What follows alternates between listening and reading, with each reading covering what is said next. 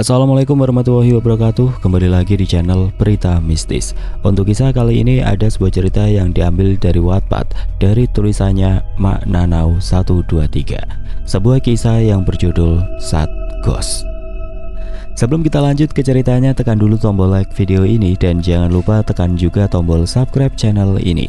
Nyalakan juga lonceng notifikasinya agar tidak ketinggalan cerita-cerita lainnya dari channel ini. Dan buat teman-teman yang pengen membaca langsung ceritanya, nanti silahkan saja kunjungi linknya yang nanti akan saya sertakan di kolom deskripsi.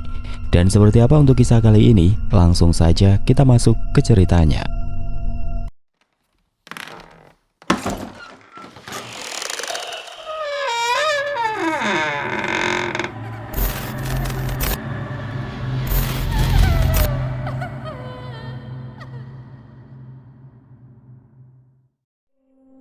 Setelah selesai berbelanja make up, Agnes memanggil-manggil Kevin untuk membayarnya.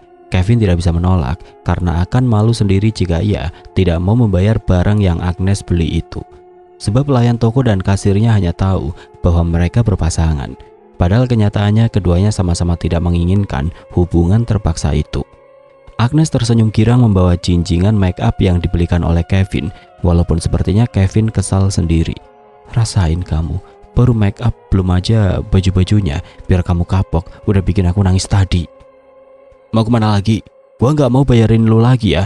Itu aja udah mahal. Lu yang ngajak tapi gua yang suruh bayar gitu. Kevin, ayo kita ke sana. Lihat deh, ada baju bagus banget. Pasti aku cantik kalau pakai baju itu. Ayo. Agnes menarik paksa tangan Kevin. Sebenarnya itu sengaja agar Kevin tidak bisa menolak. Agnes memilih dress di bawah lutut dengan warna-warna cantik. Seketika mata Kevin tertuju pada mini dress yang sangat seksi. Ia membayangkan jika Agnes yang memakainya. Pikiran mesumnya bereaksi. Ia tersenyum sumringah dan memegang baju dress yang ia bayangkan itu. Gimana kalau ini aja? Bagus nih, kata Kevin sambil meraba baju tersebut. Dasar otak dangkal. Kamu pikir aku nggak tahu niat kamu itu sengaja biar aku pakai baju itu? Dasar mesum. Enggak, terlalu seksi. Aku nggak suka. Risih pakainya, tolak Agnes. Bagus loh sayang di kamu, masa nggak mau? Kevin merayu Agnes merangkul pinggangnya. Sontak saja Agnes kesal dan menginjak sepatu Kevin kasar. Kevin menahan amarahnya karena tidak mungkin ia berkata kasar di hadapan pelayan toko dan juga beberapa orang yang sedang memilih baju di toko itu. Jangan macem-macem, ancam Agnes pelan. Ya udah buruan, lu mau baju mana sih? Agnes tersenyum senang saat melihat baju berwarna pink muda dengan desain menarik. Juga tidak begitu seksi, hanya sedikit di atas lutut. Aku mau itu, tunjuk Agnes. Pelayan toko segera mengambilkannya dan menyodorkannya pada Agnes. Agnes benar-benar terlihat senang rasanya saat baju itu sudah berada di tangannya. Mbak, saya mau ini ya, bungkusin. Baik kak. Lagi-lagi Kevin yang membayarnya di kasir. Sebenarnya pria itu tidak keberatan jika saja Agnes adalah gadis yang ia cintai. Tapi ia akan merasa rugi jika Agnes bukanlah orang yang tepat untuk hidupnya. Terutama Agnes adalah gadis yang paling menyebalkan menurut Kevin. Setelah puas berbelanja, Agnes nampak girang dan sedari tadi mengucapkan terima kasih pada Kevin. Padahal hatinya tertawa-tawa karena berhasil mengerjai pria itu. Ya, lumayan iseng-iseng berhadiah. Tetapi pandangan Agnes terhenti saat melihat boneka besar yang berada di seberang mall. Kevin, aku boleh nggak minta beliin boneka itu? Itu lucu banget loh. Tunjuk Agnes pada toko yang berada di seberang. Baru saja Kevin menyalakan mesin motornya, tetapi gadis itu malah meminta lagi hal lain. Kagak, udah buruan balik. Please, lu beli aja pakai duit lu sendiri. Uang aku sisa 100.000, memangnya cukup? Kalau gak cukup, gak usah punya harapan tinggi. Minta sana sama bapak lu. Kamu kan pacar aku. Gua bukan pacar lu. Kan kamu waktu itu yang maksa aku jadi pacar kamu sampai mohon-mohon. Terpaksa, karena sumpah. Aku mau boneka itu. Kali ini Agnes memintanya bukan atas dasar mengerjai Kevin, tapi entah mengapa ia ingin sekali boneka itu dan berharap Kevin membelikannya. Lu gak tahu diri ya? Gue udah beliin make up, baju, juga buat lu, dan sekarang lu minta beliin boneka. Minta sama bokap lu sana, kalau emang lu anaknya pasti dikasih. Agnes seketika terdiam. Ia benar-benar merasakan sesak saat Kevin memarahinya seperti itu. Aku juga gak ngerti kenapa aku maunya dibeliin sama kamu boneka itu. Tapi ya udah, kalau emang kamu gak mau beliin ya kamu gak usah marah-marah kayak gitu.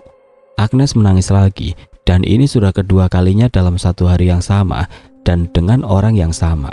Meskipun logikanya berkata rasa suka Agnes hanyalah sandiwara, tapi jauh dari lubuk hatinya, Agnes benar-benar menyukai Kevin, terutama saat Kevin memeluknya. Saat itu pula jantungnya sedang bekerja tidak aman. Itu adalah awal dari seseorang merasakan jatuh cinta, namun Agnes tidak menyadarinya. Ia berusaha sebisa mungkin menghindari dan mencoba membenci Kevin, tapi kenyataannya waktu semakin mendekatkan kedua insan itu. Nih, makasih. Agnes mengembalikan kembali bingkisan-bingkisan barang yang Kevin belikan itu dan berjalan melangkah pergi. Kevin nampak pusing dengan tingkah Agnes, tapi di sisi lain ia juga merasa bersalah karena terlalu keras membentak Agnes. Agnes menangis sepanjang jalan. Kevin mencoba mengejar dengan mengendari motornya pelan-pelan, seraya mengikuti langkah Agnes berjalan. Maafin gua gak maksud kayak gitu. Maaf terus, aku bosan dengernya, tapi kamu selalu kasar. Emangnya kita nggak bisa damai gitu ya? Kayak pasangan lainnya. Kamu bisa bersikap manis sama cewek lain, tapi nggak sama aku. Kan dulu pas menerima gua, lu sendiri yang bilang kalau kita jangan deket-deketan. Kenapa sekarang malah lu yang nuntut buat gua suka sama lu sih? Terus salah kalau aku jatuh cinta sama kamu beneran. Seketika Agnes menjadi kikuk sendiri atas perkataan yang keluar dari mulutnya secara tidak sengaja dan tidak diinginkan. Apa benar aku jatuh cinta sama cowok nyebelin ini? Makanya jangan suka pura-pura gak mau sama gua. Siapa yang gak mau sama cowok ganteng kayak Raya kayak gua ini? Buruan deh naik. Nanti gua beliin boneka gede itu. Tapi gak sekarang. Gua harus balik ke markas, ada urusan. Aku bisa pulang sendiri. Jangan keras kepala Junet. Buruan naik. Apa kamu bilang? Buruan balik. Bukan itu. Tadi bilang aku pakai nama Junet. Kamu salah ngomong ya. Pasti itu nama panggilan buat cewek kamu yang lainnya. Kagak jelas. Itu nama pemain di sinetron-sinetron. Mirip kayak si Junet. Hobinya ambekan terus. Ya wajar aku marah. Perkataan kamu benar-benar nyakitin aku tahu. Iya sorry. Gue kebiasaan maki-maki orang. Udah di sana. Aku mau pulang sendiri saja. Buruan Agnes. Lu gak paham, gue buru-buru ya mau ke markas. Gue ada urusan penting ini. Agnes malah semakin menangis histeris. Ia tidak bisa dengan perlakuan itu. Ia nampak takut apabila Kevin memarahinya seperti itu. Kamu jangan deket-deket aku lagi. Aku benci sama kamu. Sini, barang-barang yang tadi beli. Agnes merebut kembali barang yang dibelikan Kevin. Kan sayang kalau tidak dibawa pulang. Maka buru-buru gadis itu pergi memakai angkutan umum tanpa memperdulikan Kevin yang masih melongo di tempat akibat tidak percaya dengan kelakuan Agnes yang seperti itu. Emang semua cewek begitu ya? Walaupun nangis tapi gak lupa sama barang berduit. Gumam Kevin pelan. Karena tidak ada lagi waktu untuk mengejar Agnes, maka ia buru-buru pergi menuju markas. Kevin mempunyai urusan penting soal geng motor yang berbuat ulah lagi. Dulu salah satu anak buah dari geng itu berhasil menghabisi salah satu kawannya Kevin hingga tewas. Walaupun si pelaku sudah ditangkap polisi, tetapi tetap saja teman-temannya yang lain masih mendirikan geng motor pembuat onar itu. Sesampainya di markas, semua kawan-kawannya sudah berkumpul di sana. Ada sekitar 20-an orang yang siap bertempur di medan perang demi melawan musuh. Nah, bos kita datang nih. Jadi gimana Vin? Kita bakalan acak-acak markas mereka? Tanya Vino. Yoi, lo semua tahu emang markas barunya di mana? Gue tahu, kita langsung aja ke sana sekarang Vin. Kata Chico bersemangat. Kita nggak bisa gegabah gitu aja. Harus ada yang mancing mereka buat keluar ke tempat lain. Di markas pasti banyak anggota mereka. Gue bakalan mancing mereka biar kita kasih mereka pelajaran di tempat lain, kata Bobo. Itulah sebabnya Kevin mengangkat Bobo sebagai wakilnya, karena Bobo tidak gegabah dalam urusan penting menghadapi musuh. Kevin masih tidak terima atas kematian Axel selaku anggota komunitasnya. Ia akan menuntaskan dendamnya malam ini juga. Agnes terus menangis di kamarnya. Entah mengapa air matanya tidak mau berhenti. Ia menangis sambil memeluk-meluk make up dan baju-baju yang dibelikan oleh Kevin. Tok tok tok. Beberapa kali Mona mencoba ingin masuk ke dalam kamar Agnes, tapi Agnes tidak ingin siapapun mengganggu konsentrasinya menangis. Agnes sayang, kamu belum makan nak, kata Mona seraya memberikan perhatian untuk anak tirinya. Gak mau. Agnes gak mau makan. Agnes mau boneka teddy bear yang gede warna pink. Iya mama beliin sayang. Sekarang makan dulu ya. Gak mau. Agnes maunya dibeliin pacar Agnes. Pacar? Enggak ma, maksudnya teman Agnes si Caca. Udah mama ke bawah aja. Agnes pengen sendiri. Mona menarik nafasnya berat, lalu segera pergi dari hadapan pintu kamarnya Agnes. Agnes masih terus menangis karena Yokaki mendengar suara Agnes yang sedang menangis. Maka ia segera pergi dari tempat ngedate-nya dengan Samsia. Sebab Yokaki lebih mementingkan Agnes dari apapun dan siapapun. Yokaki duduk di tepi ranjang kamar Agnes. Melihat Agnes menangis, rasanya Yokaki merasa kasihan. "Kenapa? Siapa yang nyakitin?" "Kamu kemana aja sih, ah? Kamu tahu nggak? Aku kesel banget." "Kesel kenapa? Itu make up sama baju dari siapa?" "Dari Kevin, tapi aku kesel. Dia nggak beliin aku boneka teddy bear yang gede." "Kenapa lu nggak minta saja sama my father? Kenapa harus sama Kevin?" "Karena Kevin pacar aku." Sedetik kemudian Agnes menutup mulutnya dengan telapak tangannya. Ia nampak kikuk saat mengatakan hal itu di hadapan Yokaki. Yokaki tersenyum senang mendengar Agnes yang sudah mengakui bahwa Kevin adalah kekasihnya. "Oh, jadi sekarang udah mulai ngakuin dan pengen dibeliin boneka teddy bear yang gede dari Kevin biar spesial karena Kevin pacar lu?" Enggak, bukan gitu. Ya kan aku Yokaki, aku suka sama Kevin," teriaknya Ibu. "Bagus dong, berarti lu normal suka sama cowok ganteng kayak dia. By the way, kalau lu suka beneran dan dia suka juga sama lu, bagus dong, nantinya urusan Satgos itu bakalan terselesaikan." "Sebenarnya siapa sih pelaku pembunuhan itu? Kenapa aku nggak bisa lihat?" "Bukan pembunuhan, Nes. Mereka korban tumbal dari seseorang yang memiliki kejayaan." "Ya tapi siapa orangnya? Kenapa mereka berkumpulnya di SMA Samudra?" "Karena itu ada kaitannya. Begitupun dengan Kevin. Lu harus bikin Kevin juga suka dan cinta sama lu, agar nanti dia bakalan nurutin apapun yang lu mau." "Emangnya aku harus minta apa sama Kevin?" "Kalung jimat yang dipakai papanya." Seketika Agnes melongo tidak percaya. "Jadi papanya..." "Seperti yang lu pikirin. Tapi tolong lu jangan bocorin soal ini sama Kevin. Sebab dia nggak akan terima dan marah kalau lu bicara sembarangan tanpa bukti. Langit tahu kok semuanya. Itu sebabnya Kevin dan Langit nggak pernah akur." Langit tahu? Katanya mata batin dia udah ditutup." "Dia bisa ngerasain aja. Udah nggak bisa lihat lagi makhluk halus. Itu sebabnya dia bekerja keras banting tulang buat mamanya. Dan karena dia benar-benar ada niatan bahwa mamanya pergi ke tempat jauh dan beliin mamanya rumah. Nggak akan ada anak yang mau lihat mamanya menderita. Tahun ini papanya Kevin membutuhkan tumbal dan sundel bolong itu milih lu sebagai calon tumbal berikutnya." Aku?" "Iya, Nes.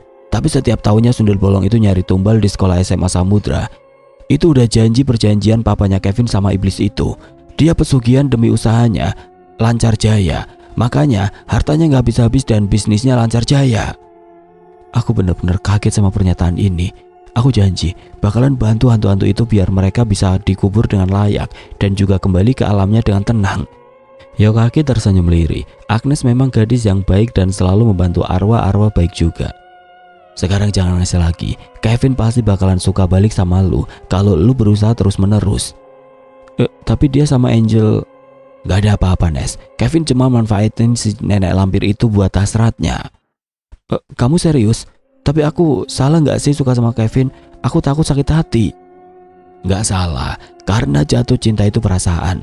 Ya seperti gue ini yang jatuh cinta sama Yayang Samsia, Yayang Kuntilanak Merah, Yayang Hantu Janda Kembang Sebelah. Mereka semua bikin gue lebih bersemangat lagi berada di bumi ini." Dasar hantu sableng.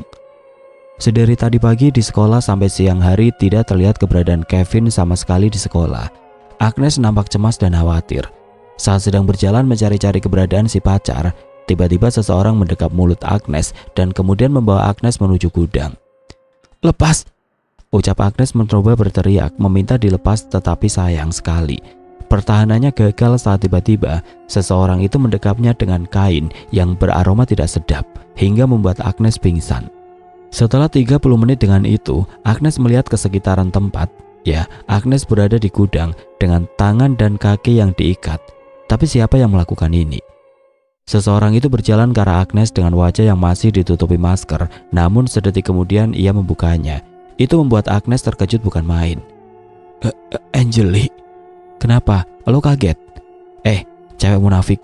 Gara-gara lo, Kevin gak jadi nemuin gua dan sekarang dia masuk rumah sakit." Masuk rumah sakit? Gara-gara aku? Aku aja nggak tahu kenapa bisa dia masuk rumah sakit. Banyak bacot lu ya. Angeli menampar Agnes beberapa kali sampai pipi Agnes merah menyala dan terasa perih yang luar biasa. Sekarang lu harus mati. Angeli mengeluarkan pisau tajam dari dalam saku celananya. Sungguh Agnes tidak menyangka bahwa Angeli seorang psikopat. Jangan, Jel. Nanti kamu nyesel udah bunuh aku. Kamu bakalan dipenjara seumur hidup. Kenapa gua harus nyesel? Bukannya setiap tahunnya di sekolah ini selalu ada yang mati ya? Kayaknya sih sekolah ini butuh tumbal. Wahai siapapun setan yang ada di sekolah, nih gua kasih cewek ini sebagai tumbal. Tiba-tiba angin berembus kencang, aroma tidak sedap datang menghampiri. Suasana menjadi horor, membuat Angeli dan juga Agnes merinding tidak menentu. Angeli, kamu manggil dia? Kata Agnes panik. Maksud lo apa? Gua manggil siapa? Sosok menyeramkan itu datang dan tertawa cekikikan. Angeli terkejut bukan main, terutama Agnes yang sudah benar-benar panik. Namun sedetik kemudian sosok sundel bolong itu merasuki tubuh Angeli. Anak manis, sekarang waktunya kamu mati. Jadilah tumbalku. Darahmu tercium sangat segar, katanya sambil menyodorkan pisau itu ke arah Agnes. Datanglah hantu dari kalangan Satgos dan juga Yokaki. Mereka semua menghentikan aksi dari sundel bolong itu, melempar pisau itu ke sembarang arah, dan kemudian menantang sundel bolong itu untuk melawan mereka. Daripada lu nyari tumbal, mending nyari duit buat operasi punggung lu itu yang bolong. Takutnya nanti masuk angin, kata Yokaki dengan berani. Kalian selalu saja menggagalkan rencanaku. Hantu jelek, kemarin kau mengejekku sebagai hantu jelek, tapi lihatlah dirimu sendiri. Bahkan wajahmu itu sangat menyeramkan. Kayak aku dong, rajin skincarean, jadi cantik jelita dan banyak yang suka, kata Samsia. Iya, termasuk gua, ucap Yokaki dan juga Surya secara bersamaan. Kita nggak punya waktu banyak buat bucin-bucinan, Dude. Ayo, serang sosok jelek itu. Kalian ninggalin aku sendirian? Aku mau ikutan tahu. Santi tiba-tiba datang dan langsung ikut nyerang. Hantu-hantu itu menyerang sosok sundel bolong itu bersamaan. Agnes masih melohok tidak percaya. Angeli pingsan karena sosok itu sudah keluar dari tubuhnya. Yokaki, tolong lepasin tali ini. Dengan kekuatan gaibnya, Yokaki berhasil membuka tali yang mengikat tangan dan kakinya Agnes. Agnes yang tidak tega meninggalkan Angeli sendiri di gudang. Ia segera meminta agar Yokaki menyadarkannya. Dengan segera Yokaki menyadarkannya. Angeli terbangun dari tidurnya, tetapi ia tidak bisa melihat hantu-hantu yang sedang bertarung. Kita harus pergi dari sini, ayo. Agnes menarik tangan Angeli paksa. Keduanya sudah keluar dari gudang itu, namun bukannya Angeli berterima kasih pada Agnes, ia masih saja tetap memaki-maki Agnes. Masalah kita belum selesai, ucapnya tajam lalu berlalu pergi. Agnes menarik nafasnya gusar. Rupa-rupanya menjadi kekasih seorang most wanted di sekolah sangatlah rumit. Terutama saat ini cewek-cewek kesayangan Kevin memaki-makinya lewat Instagram, hingga Agnes terpaksa menutup kolom komentar dari setiap postingannya. Belum lagi ancaman-ancaman DM-an dari mereka. Rasanya Agnes seperti buronan. Agnes juga tidak tahu dari mana cewek-cewek itu mengetahui nama Instagram miliknya dan bahkan mengetahui hubungan mereka. Rupanya ada batu di balik udang. Jelas saja itu ulah Bubu dan Ical yang saat Agnes mengatakan bahwa mereka berpacaran berhasil terekam kamera, lalu Bubu menyebarkannya dengan caption Zip Agven Lovers. Entahlah Agnes tidak mengerti mengapa Bubu dan juga Ical sangat menyukai jika Kevin bersama Agnes. Sepulang sekolah, Agnes buru-buru pulang karena mendengar Kevin masuk rumah sakit. Ia benar-benar khawatir. Agnes meminta alamatnya pada Bubu dan Ical karena kebetulan mereka juga mau ke rumah sakit. Akhirnya Agnes ngikut dibonceng oleh Ical menuju rumah sakit. Katanya si Kevin, Bimo dan juga Rio dibawa ke rumah sakit akibat serangan dari lawannya. Tapi serangan yang mereka dapatkan jelas mendapatkan hasil yang memuaskan karena sang musuh juga dilarikan ke rumah sakit dengan luka yang lebih parah. Setidaknya setelah itu tidak ada lagi permusuhan karena mereka sudah mengikat perjanjian. Juga siapapun yang tewas sudah tanda tangan di atas materai bahwa tidak akan ada ikut campur tangan pihak berwajib. Nama lu Agnes kan? Tanya Ical di saat sedang menuju perjalanan. Agnes mengangguk mengiyakan. Ical bisa melihatnya di kaca spion. Agnes pacarnya Kevin kan? Sorry ya, Kevin emang susah banget, keras kepala, jadinya kasar terus sama lu. Emang kenapa sih dia bisa sebenci itu sama lu? Aku nggak tahu. Lu cinta mati sama dia? Aku khawatir sama keadaannya. Sebaiknya kamu jangan banyak tanya dan cepetan bawaannya. Ya ampun, galak amat kalau sama gua. Maaf, tapi aku benar-benar panik sama Kevin. Ical hanya mengangguk paham. Ia senang ketika melihat Agnes khawatir pada sahabatnya. Ical dan Bubu adalah Agvin lovers, jadi sebisa mungkin mereka akan terus mendekatkan Kevin pada Agnes. Saat sampai di rumah sakit, Bobo dan Ical pergi ke ruangan Bimo dan Rio, lalu mereka menunjukkan ruangan Kevin pada Agnes. Buru-buru Agnes berlari menuju ruangan tempat Kevin dirawat karena gadis itu begitu cemas. Setelah sampai di ruangan Kevin, rupanya Kevin sedang asik bermain ponsel sambil memakan buah-buahan segar. Ia tidak menyadari keberadaan Agnes. Agnes selalu duduk di tempat duduk yang berada di samping Kevin. "Kevin?" panggil Agnes, yang kemudian Kevin menoleh lalu terkejut. "Anjir, kaget gua. Ngapain lu kesini? Kok tahu gua sakit?" "Aku kesini, Agnes sendiri bingung mengapa ia sekhawatir itu. Padahal Kevinnya juga biasa-biasa saja, malah tidak terlihat seperti orang sakit. Hanya saja wajahnya penuh lebam, tapi itu tidak membuat aura ketampanannya pudar. "Caper ya, biar gue bisa jatuh cinta sama lu. Lu itu cewek ke-22 yang nengokin gua sakit. Noh, lu lihat, banyak makanan di meja itu kan, dari gebetan, mantan dan fans berat gua. Lu kesini kok nggak bawa apa-apa sih?" Aku buru-buru, habisnya aku panik. Jadi aku orang ke-22 yang nengokin kamu." "Ya, nanti juga datang lagi habis ini cewek-cewek yang nengokin gua." "Tenang aja, Nes. Gua nggak akan biarin mereka ganggu kalian. Gua bakalan usir mereka," kata Yokaki lalu pergi menghilang. Agnes mengembuskan nafasnya gusar. Sebetulnya ia cemburu, namun ia tidak mau egois dan berdebat dengan Kevin saat keadaan Kevin sedang seperti itu. "Kevin? Kok bisa lebam gitu mukanya?" "Ditonjokin sama musuh, tapi tenang aja, musuh gue lebih parah dari ini. Jadi gue sih santai aja. Gak sia-sia juga gue masuk rumah sakit kalau pada akhirnya gue juga yang menang." "Kamu kok seneng sih di rumah sakit? Bawa obat gini pula." "Bawaan juga mulut lo. Masa sih? Perasaan aku udah gosok gigi deh." "Sini coba gue cium kalau emang gak bau." "Enggak, kamu gila kali ya, di rumah sakit masih sempet-sempetnya mesum." "Kok mesum? Gue kan cuma memastikan aja. Sini coba." Paksanya menarik tangan Agnes. Sampai kini wajah keduanya begitu dekat. Agnes merasa deg-dikduk tidak menentu saat Kevin menatapnya sedalam itu. Kevin sendiri merasa aneh ketika menatap wajah Agnes. Tanpa disadari, Kevin mengusap lembut kepala Agnes, lalu menarik tengkuknya dan mencium bibir Agnes singkat. Kevin, kurang ajar banget kamu." Agnes memukul-mukul dada bidang Kevin kesal. Sakit sayang. Jangan pukul-pukul." Apa kamu bilang?" "Jangan pukul-pukul, budek ya lu." "Yang terakhir tadi, sayang. Nama aku Agnes bukan sayang." "Ya kan Agnes sayangku." Seketika lamunan itu buyar. Rupanya yang tadi hanyalah hasil hayalan Agnes yang hakiki. Sementara kenyataan yang sebenarnya, Kevin tidak mencium Agnes, malah ia mendorong Agnes agar berjauhan darinya. Kevin, kenapa aku didorong sih?" "Lu bengong aja kayak kesambet. Gua kan jadi takut, jir." "Kamu tadi cium aku ya?" "Dih, kepedean. Gak, gua cium lu. Gak nafsu sama sekali."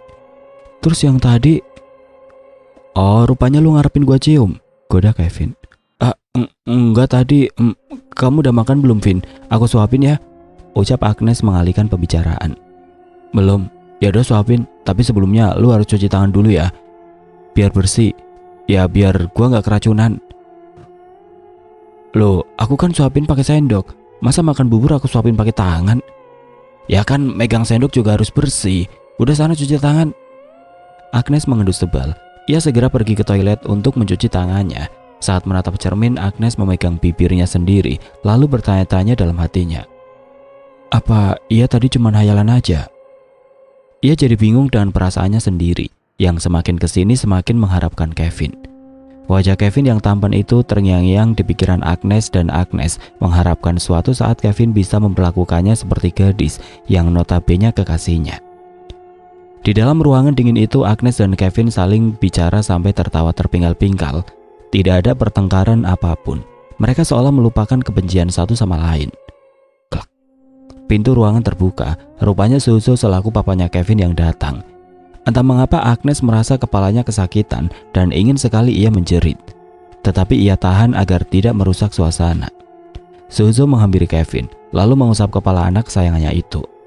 "Kenapa bisa sampai ke rumah sakit, Vin? Jagoan kok sakit?" Liri Suzu sedikit bercanda. "Ah, ini mah gak parah, Pak. Kevin kan Superman." "Iya, siapa cewek ini? Cewek kamu?" tanya Suzu melirik ke arah Agnes. Agnes mencium punggung telapak tangan Suzu, namun Agnes merasakan aura negatif. Lalu Agnes melirik ke arah kalung jimat yang dipakai papanya Kevin. Dan sekilas, kemudian ia tersadar dari lamunannya. "Nama saya Agnes, Om. Saya cuma teman sekolah Kevin." "Sudahlah, kalian ini malu-malu segala. Kalian pacaran kan?" Agnes menunduk ragu, sementara Kevin hanya diam saja, enggan menjawab iya ataupun tidak. "Kenapa pada diam? Tenang saja, saya tidak melarang Kevin berpacaran, asal tahu batasannya." "Boro-boro tahu batasan, gua aja sering jebolin anak orang. Untung papa nggak tahu, kalau tahu bisa mampus gua," pikir Kevin dalam hatinya. Iya Om, saya pacarnya Kevin," kata Agnes sedikit malu-malu. Kevin hanya menoleh dan menghembuskan nafasnya kasar. Karena sudah kepalang Agnes mengatakan hal itu, maka Kevin hanya bisa pasrah. "Nah gitu dong, jangan malu-malu. Oh ya Kevin, mamamu nanti sore mau jenguk ke sini. Kamu jangan usir ya." "Iya enggak, paling Kevin ludahin." "Kevin, kamu gak boleh gitu nak. Tante Rita sekarang adalah mama kamu. Kamu harus menghormatinya." Iya Pak, bawel banget papa kayak yang sebelah."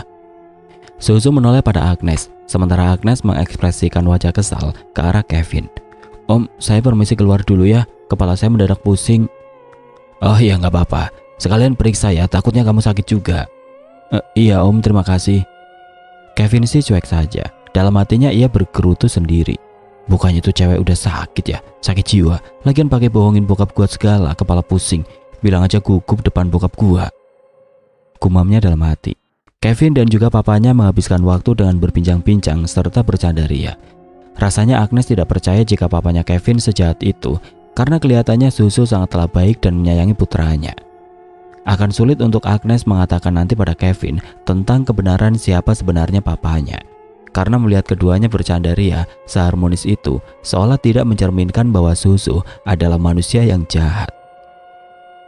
Yokaki nampak tidak terlihat, tapi Agnes tahu bahwa kehadiran papanya Kevin membuat makhluk manapun ketakutan dan menghilang, terkecuali ya memang bersekutu dengannya. Kepala Agnes terasa sangat sakit, rupanya penglihatan sedang bekerja. Agnes pergi ke toilet rumah sakit untuk bisa lebih konsentrasi dalam melihat kejadian-kejadian sebelumnya. Saat itu perusahaan Suzu mengalami kesulitan. Perusahaannya bangkrut. Ia tidak tahu lagi harus seperti apa, sementara hutang perusahaan menumpuk. Suzu hanya memiliki satu perusahaan yang selama ini ia kelola. Di sisi lain Suzu harus menghidupi istri dan juga anaknya yaitu Kevin, tapi di sisi lain ia benar-benar merasa gagal menjadi kepala rumah tangga. Saat itu Suzu sedang membaca koran sambil menikmati secangkir kopi hangat yang disediakan oleh Elina, sang istri tersayangnya, ibu kandung Kevin tepatnya. "Serius amat Pak, tumben gak ke kantor, ada masalah?" Enggak kok Ma, enggak apa-apa. Kalau gitu Mama ke dapur lagi ya, mau nyiapin makan malam buat kita." Suzu hanya mengangguk saja, pikirannya sedang galau merana. Ketika ia sedang membaca koran, ia melihat artikel tentang dukun di salah satu tempat yang katanya sakti dan bisa mengabulkan segala keinginan secara instan. Wira Sasto, bukan Wira Sableng, dukun sakti terkenal melayani berbagai macam keluhan hidup, dari mulai urusan ekonomi, urusan patah hati dan susah move on. Dijamin, segala macam penyakit dan keluhan akan segera sembuh, kecuali penyakit malaria, batuk berdahak, kepala kunang-kunang. Itu adalah iklan di TV dan obatnya ada di warung. Monggo yang berminat pesugihan peliharaan tuyul, santet, pasang susuk, pengen kaya raya, hubungi nomor sekian. Suzu mulai memikirkan apa yang ia baca di koran. Kalau saya hubungi dukun itu, kemungkinan dia bisa membantu kondisi saya. Saya tidak punya lagi jalan keluar selain itu. Pikirannya sudah buntu karena perusahaannya benar-benar dalam masa kesulitan. Sejak itulah Suzu memulainya. Ia menghubungi dukun itu dan kemudian datang ke tempatnya. Dukun itu memberikan syarat bahwa Suzu harus menumbalkan salah satu keluarganya. Anakmu harus menjadi tumbal awalnya. Enggak, jangan Kevin. Dia anak satu-satunya milik saya karena istri saya sudah tidak bisa lagi mendapatkan keturunan. Kalau begitu istri kamu saja bagaimana? Tapi sebelumnya, bawa dia ke hadapan saya. Baik, Mbah. Susu mensepakati perjanjian itu. Elina selaku istrinya dibawa ke rumah dukun itu. Elina mengerang tidak mau, tapi Susu terus memaksanya sampai membiusnya. Rupanya Elina bukan hanya dijadikan tumbal, tapi sebelum tiada, dukun itu memperkosanya paksa. Susu meneteskan air matanya. Ia terpaksa melakukan pesugihan agar perusahaannya kembali normal dan ia menjadi pengusaha sukses. Maafkan saya, Elina. Beberapa minggunya perusahaan yang Susu kelola akhirnya tidak jadi bangkrut. Semuanya berjalan normal sampai Susu bisa mempunyai banyak cabang perusahaannya.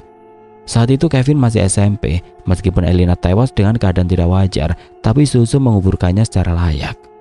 Kevin menangis histeris. Mama gak mungkin ninggalin Kevin, Pak. Gak mungkin.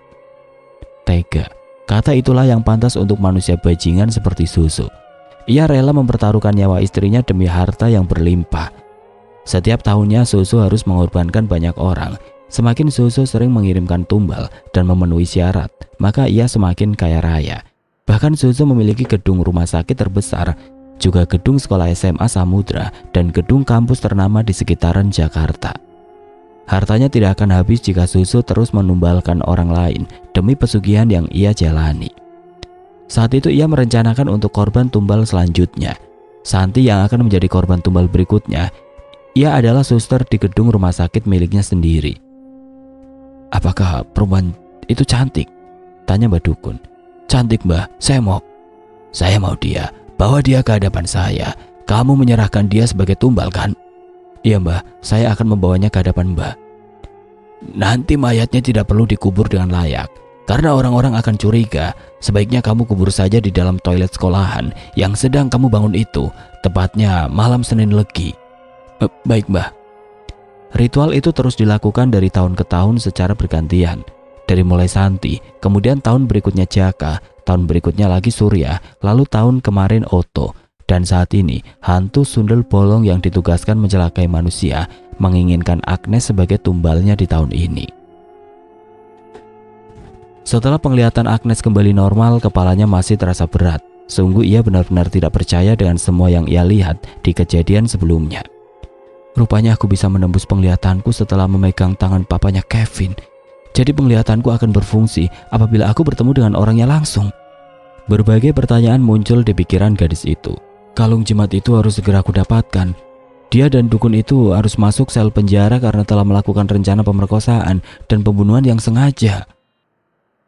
Jika kalung itu sudah bisa Agnes dapatkan, maka Satgos akan membongkar semua kedoknya, dan itu rencana Agnes untuk bisa memperlihatkan kepada Kevin selaku anaknya bahwa betapa jahatnya papa yang selama ini bersikap baik di hadapannya, tapi tidak di belakangnya. Setelah keluar dari rumah sakit, Agnes tidak henti-hentinya mengekori Kevin. Tidak peduli dengan Angeli yang benar-benar kesal dan sangat dendam.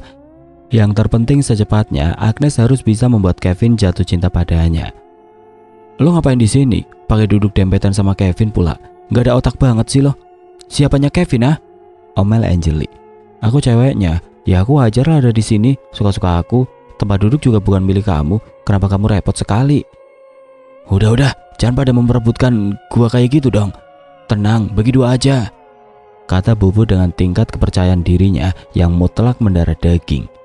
Ical mentoyor Bubu gemas. Saking gemasnya ingin sekali mengirim Bubu guna-guna agar ia berhenti membuat orang-orang sentimen.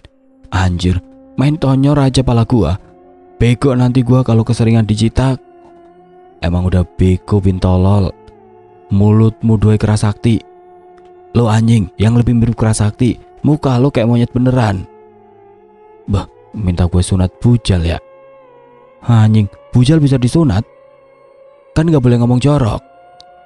Bimo dan juga Rio hanya menyimak saja perdebatan tidak berfaedah dari kedua temannya itu. Sementara Kevin nampak senyum-senyum tidak jelas melihat dirinya diperebutkan seperti itu. Ia menjadi semakin sok ketampanan. Berisik lo berdua, kata Angeli dan Agnes bersamaan. Cie, istri sah sama istri siri akur, ledek Rio. Siapa istri siri dan siapa istri sah? Tanya Agnes. Lu istri sah, no, yang satu lagi istri siri. Angelly melotot marah ke arah Rio. Bisman bercanda. Lirih Rio lalu ia kembali memakan bakso yang berada di mangkok. Agnes tidak mau lagi banyak berdebat dengan Angelly, karena itu hanya akan membuang-buang waktunya saja. Kevin udah suka sama aku belum? Tanya Agnes menatap Kevin serius. Kevin tersenyum lirih. Agnes ikut tersenyum dan berharap jawabannya sesuai dengan keinginannya. Enggak, kata Kevin menusuk. Sialan. Agnes kira senyuman tadi menandakan iya, tapi kenyataannya masih juga belum. Lalu Kevin kembali memperlihatkan wajah garangnya setelah melontarkan kata-kata menusuknya itu. Dia cintanya sama gua, bener kan Vin? Tanya Angelly sambil merangkul tangan Kevin so asik. Agnes mendengus sebal dan berharap Kevin melepaskan tangan itu. Tapi kenyataannya Kevin malah merespon meskipun tidak menjawab iya ataupun tidak. Kevin gak jawab tuh, berarti dia gak suka sama kamu. Ngaca dong, kamu sama aku itu cantikan si Caca. Waduh, rupanya Neng Agnes bisa ngelawak. Apa hubungannya dengan si Caca? Kan tadi perbandingannya lu sama Angelly. Aduh, saut Bobo sambil tertawa lirih. Tetapi tidak Agnes jawab sama sekali. Kevin, tadi aku ngelawak lucu nggak? Tanya Agnes pada Kevin. Kagak. Kamu mah gitu. Terus biar kamu suka sama aku gimana caranya? Nggak tahu. Pulang sekolah janji kan mau beliin boneka teddy bear? Iya janji. Berarti kamu suka Vin sama aku? Apa hubungannya Junet? Kan buktinya kamu mau beliin aku boneka teddy bear. Kasian. Nggak apa-apa deh, apapun alasannya aku tetap suka sama kamu Vin. Tunggu, kenapa Agnes mendadak jadi bucin luar biasa begini? Apaan sih lo minta-minta beliin boneka segala? Lebih kayak bocah lo. Sindir Angelly kesal. Bilang aja kamu iri kan gak dibeliin. Asal lo tahu ya. Nih lihat, jari manis gue melekat cincin berlian. Ini kan dari Kevin. Seketika Agnes menciut. Tapi bagaimanapun ia tidak boleh terlihat lemah menghadapi nenek lampir yang ada di hadapannya itu. Kalau cuma ngasih sekedar cincin tanpa komitmen, sama saja bohong. Artinya dia bisa kasih kamu cincin mahal, tapi gak bisa kasih cintanya tulus buat kamu. Buktinya Kevin masih kesana kesini. Aku lihat juga banyak gadis-gadis yang masih dia respon, termasuk aku. Jadi kamu jangan kepedean kalau kamu satu-satunya. Kevin akan anggap kamu satu-satunya kalau dia berani bilang bahwa dia sayang sama kamu.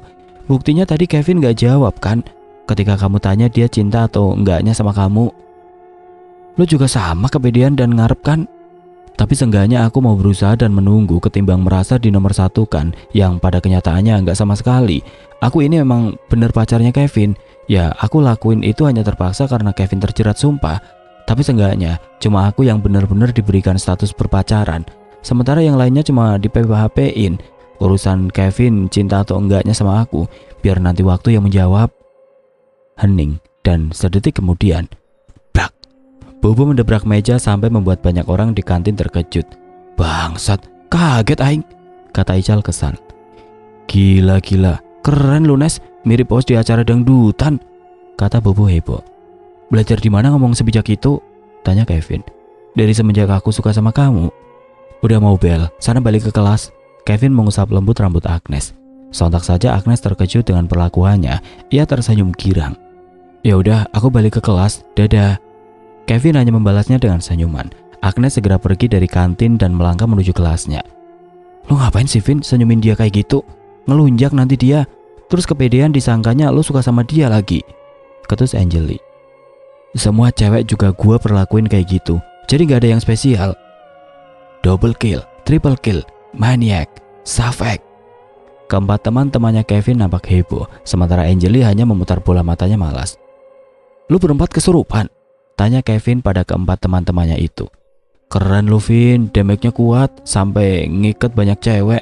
Mau dong belajar dari Kevin, rengek Bobo. Gantengin tuh muka, terus banyakin duit. Cewek mana yang gak terpikat? Kalau itu gua mundur duluan deh. Gua nunggu yang tepat aja nerima gua apa adanya. Kalau cuma terpikat doang, dia bisa ninggalin gua kapan aja ketika gue udah gak kaya dan gak tajir. Bangsat, keren banget acting lu benjir, kata Ical menepuk-nepuk pundak Bobo. Acting apaan goblok? Gue serius. Keren kata-kata lu. Boleh kan gue rangkum buat jadi caption? Boleh dong. Mau dijadiin SW ya? Kagak, mau ditempel di kardus yang biasa dipakai anak-anak jalanan buat mintain sumbangan. Saat pulang sekolah, Agnes, Yokaki, dan geng Satgos sedang rapat penting di kuburan belakang sekolah. Sebenarnya pun Agnes menuju kuburan itu pelan-pelan karena takut ada yang melihatnya. "Jadi kamu udah tahu semuanya, Nes?" tanya Samsia penasaran. "Iya, aku udah tahu. Papanya Kevin jahat banget ya. Tapi dia terlihat sangat sayang sama Kevin." "Dia harus mempertanggungjawabkan perbuatannya, Nes," ucap Surya. "Kalian harus janji sama aku. Kalau setelah kalung itu aku dapatkan, kalian hanya boleh memancing papanya Kevin agar mengakui perbuatannya. Jangan sampai kalian menyakitinya. Kevin akan sangat bersedih jika ayahnya terluka. Sejahat apapun seorang ayah, dia tetaplah yang banting tulang mencari nafkah demi keluarga. Jadi aku mohon, biarkan pihak berwajib yang menangani semuanya. Juga mayat-mayat kalian akan segera dipindahkan ke tempat yang layak setelah semuanya berakhir." "Kita janji, Nes. Kita ini kan hantu yang baik, gak mungkin juga sampai mencekiknya hingga mati. Tenang saja, kami hanya ingin manusia brengsek itu mendekap di penjara bersama dengan dukun sialan itu. Terutama aku, benar-benar masih ingat kejadian di mana aku diperkosa oleh dukun sialan itu. Ia bahkan tidak merasa bersalah sama sekali," kata Santi. Kejadian-kejadian tragis itu membuat Agnes prihatin atas kematian mereka. Rasanya Agnes sendiri panik jika suatu saat ia menjadi tumbal berikutnya. Tidak lama Kevin datang dan menepuk pundak Agnes. Sontak saja itu sangat mengejutkan Agnes. Kevin, kok kamu tahu aku kesini?" "Udah guys, kita nggak usah ganggu yuk, pergi ke tempat lain," ajak Jaka pada teman-teman hantunya. Kemudian mereka semua menghilang begitu saja. Dan kini hanya ada Kevin juga Agnes di kuburan tua itu. "Gua ngikutin lu. Ngapain lu di sini? Ngomong sendiri pula. Di sini kuburan nyokap lu emang?" tanya Kevin. Bukan Vin, nanti kamu bakalan tahu sendiri kok. Ayo beli boneka," ajaknya Girang. "Jawab dulu pertanyaan gua tadi. Nanti kamu tahu sendiri, Kevin. Gua butuh jawabannya sekarang." "Ya udah gini deh. Udah beres beli boneka, kita mampir ke taman. Nanti aku ceritain siapa aku sebenarnya." Kevin mengangguk pasrah dan mengancam apabila Agnes tidak mau mencerita maka Kevin akan menjauhinya seumur hidup. Agnes sih bisa saja bicara langsung saat ini juga, tapi apakah Kevin akan percaya? Kan belum tentu, terutama manusia seperti Kevin itu benar-benar keras kepala. Oke teman-teman, sampai di sini dulu ceritanya. Nantikan kelanjutan kisah ini di video berikutnya. Agar tidak ketinggalan, klik tombol subscribe channel ini dan nyalakan lonceng notifikasinya. Wassalamualaikum warahmatullahi wabarakatuh.